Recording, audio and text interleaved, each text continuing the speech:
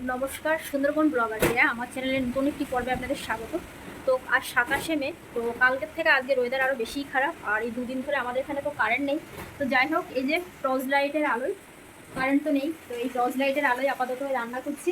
আজ রাতে কাল রাতে খাওয়া দাওয়া হয়েছিল তো মোটামুটি, আর আজ গ্যাস কিছুতেই জ্বালাতে পারছিলাম না। এই যে জানলাটা দেখছেন না, এই জানলাটার কাছে এত হাওয়া, তো এখানে মোটামুটি আর কি রান্না করবো, তো ভাত বানিয়ে ভাতে জল ঢেলে দিয়েছি। আর এখন রান্না হচ্ছে আলু ভাজা, আর এই যে পটল ভাজা।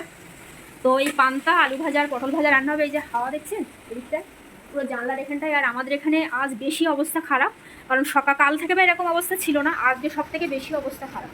তো সকাল থেকে সারাদিন এত জোরে বৃষ্টি প্লাস হাওয়া, আর তার সঙ্গে এই যে চারদিকে জল আর জল ভেঙে একাকার অবস্থা। তো সকাল থেকে এখানকার মানুষ ঠিকঠাক বাইরেও বেরোতে পারেনি।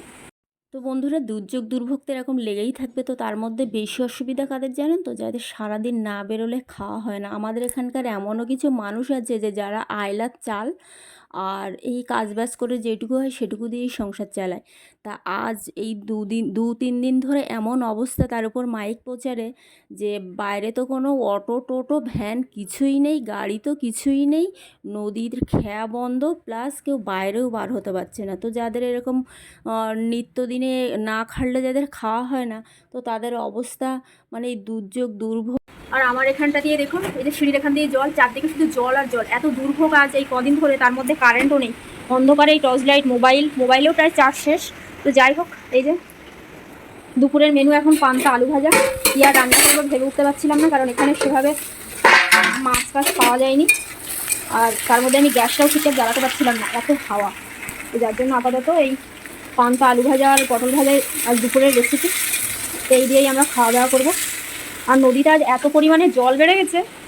তো বন্ধুরা, বাইরে এখন এরকম বৃষ্টি হচ্ছে, তো সারাদিন এরকম মানে অনর্গলে বৃষ্টি, ঝড়, চারদিকে পুরো ভেজা, জল, নোংরা। তো তার মধ্যে খাওয়া দাওয়া সেরে নিলাম আমরা। এবার বাইরে বেরিয়ে দেখলাম আরও বৃষ্টি, চারদিকে মাঠে ঘাটে জল ভরে পুরো একাকার। আর এই যে মাঠটা, এই মাঠে বাচ্চারা এখন খেলতেও পারছে না। তো বাড়িতে সারাক্ষণ কারেন্টও নেই, সারাক্ষণ এদের জ্বালাতন, এখনও ঝড় বৃষ্টি, চারদিকে পুরো এরকম একাকার অবস্থা। তো বাইরে বেরিয়ে আমরা সবাই গেলাম এবার নদীর ধারে, যে নদীর কেমন অবস্থা, কারণ এই সময় তো জল নদীর অবস্থা এ ভাটা কখন হবে? জল ঢুকে যেতে পারে।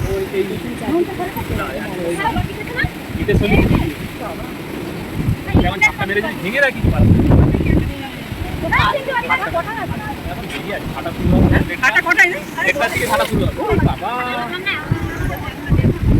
খাওয়ার জন্য জল ফেলে লাগবে।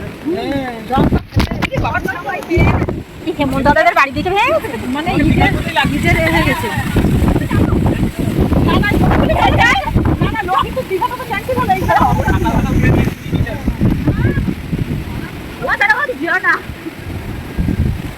কি হবে তো জানি আজ যে কি হবে, কাল তো কিছু হয়নি, দেখছি তো আজকেই ভাঙবে। বকির মা কি করে ছাতা রাখলো, আমরা ছাতা রাখতে পারছি না।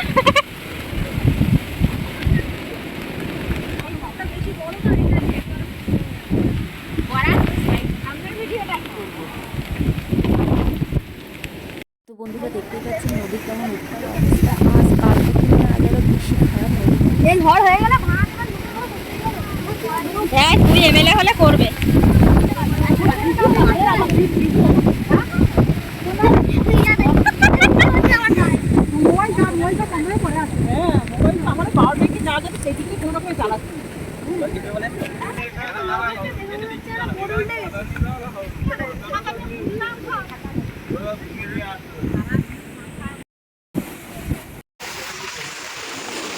ইয়ার্সের আগে ঠিক এরকম অবস্থা হয়েছে যে বাঁধ হয়ে যায়, যেমন জলের ধাক্কা হচ্ছে না, এইভাবেই তো বাঁধগুলো আমাদের এখানটায় ভাঙে। আর তখন গ্রামে জল ঢুকে যায়। তো নদীর বাস খুবই বিষময় অবস্থা। দেখুন চারদিকে শুধু ঘোর, এখনও কিছু দেখাই যাচ্ছে না। জ্বর হতে এখন অনেকটাই বাকি, এখনও প্রায় 1-1.5 ঘন্টা ধরে জ্বর হবে, মানে এখনও প্রায় 1 বিঘের মতো জোয়ারের জল এখনও বাড়বে। তো জানি না এরপরে কী হবে। এখন প্রায় বাজে ধরুন প্রায় 1:30 হবে। তো এরপরে কী হবে ঠিক বোঝা যাচ্ছে না। তো আমরা গ্রামের মানুষ সবাই প্রায় আতঙ্কেই আছি যে কীভাবে কী হবে। তো সবাই প্রায় নদীর ধারে এসে এরকম দেখছি যে কীভাবে কখন কী হতে পারে। তো যাই হোক, এরকম সারাক্ষণ তো চলতেই আছে, ঝড় প্লাস বৃষ্টি, মানে দাঁড়ানো যাচ্ছে না। মানুষজন তার মধ্যে ছোড়াছুটি করছে, যাদের বিশেষ করে কাঁচা বাড়ি, নদীর ধারে ধারে তো এখনও অনেক কাঁচা বাড়ি আমাদের এখানটায় আছে। তো অবশ্যই প্লিজ কমেন্ট করে জানাবেন। আর আমাদের এখানে তো এরকম টোটাল অবস্থা দেখতেই পাচ্ছি।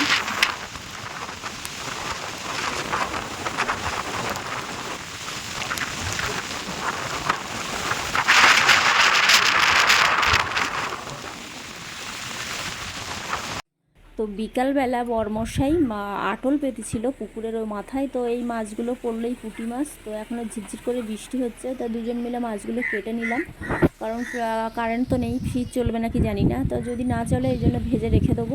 তো আজ আর বিশেষ কিছু মাছটা রান্না করবো না, রাতের বেলা মাছ খেতে অতটা কেউ পছন্দ করে না। তো যাই হোক, রাতে একটু লুচি আর ঘুগনি বানাবো। তো প্রায় সন্ধে হয়ে এলো। দুপুরবেলা তো পান্তা ভাত খেতে হয়েছে, রান্না করতে পারিনি কারণ এত হাওয়া, যার জন্য এই যে গ্যাস নিচে নামিয়েছি, নামিয়ে প্রেশার কুকারে ঘুগনি হবে। আর আমার ছেলেদিকে বানাচ্ছে পাস্তা ইন্ডাকশানে, এই যে পাস্তা বানাচ্ছে ও, কারণ ও সেভাবে খেতে পারিনি, পান্তা ভাত ঠিকঠাক খাওয়া হয়নি। আর এই যে ঘুগনি ছিটি করতে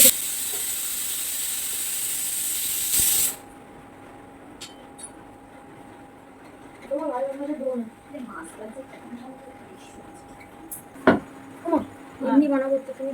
এই যে জামরুল এগুলো আমার বাড়ির কাছে। হ্যাঁ কি বলছিস? সব কড়া বাজারি কড়া বললো, কড়া মিটকেছে দেখ। তাহলে নতুন কড়া নে।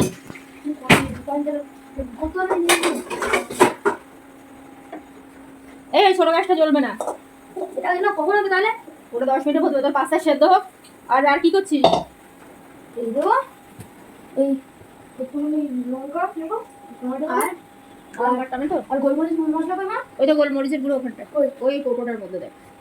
গোলমরিচের গুঁড়ো দেবো, লবণ দেবো, একটু লঙ্কার মধ্যে দেবো, ব্যাস। আর একটু ডিম ভাজা।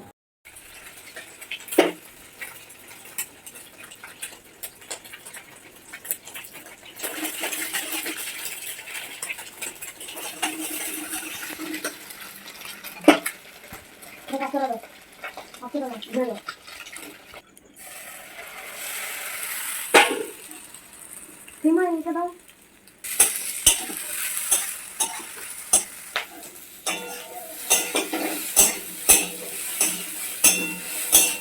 রাতে বেরিয়েছে এই মাছ ধরতে, কোচ দিয়ে এই ফলুই মাছ আর এই তো কই মাছ বাইছে একদম।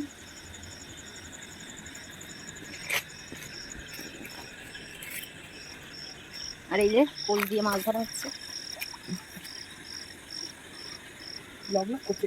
কত টাকা নিয়েছিল? 100 কত? 180। 160 না 80? আমার কি করলি? হ্যাঁ, ওটা কে ডাকছে? আর নফালা থেকে এদিকে চওড়া মাল নেই এটা। তো রাতে বিশেষ কিছু মাছ পাইনি, একটা ফলুই মাছ আর একটা কই মাছ। তো যাই হোক, তো আমার ঘুগনি রান্না মোটামুটি কমপ্লিট। এবার সবাই যাবো নদীর ধারে, যে নদীর জোয়ারের এখন রাতের বেলার কী অবস্থা দেখলাম, মোটামুটি স্থিতিশীল, দিনের বেলার থেকে তুলনায় এখন একটু ভালো। তো আমার চ্যানেলটি কেমন লাগলো প্লিজ প্লিজ কমেন্ট করে জানাবেন, এবং ভালো লাগলে সাবস্ক্রাইব করে লাইক শেয়ার কমেন্ট করে আমার পাশে থাকবেন, যেন আমি পরবর্তীতে অনেকটা এনার্জি নিয়ে ভিডিও ছাড়তে পারি। তো প্লিজ সবাই শেয়ার করবেন। তো এখন ডিনারের পালা, তো সবাই ভালো থাকবেন, আর ভিডিওটি কেমন লাগলো অবশ্যই কমেন্ট করে জানাবেন। ভালো থাকবেন সবাই, গুড নাইট, টাটা।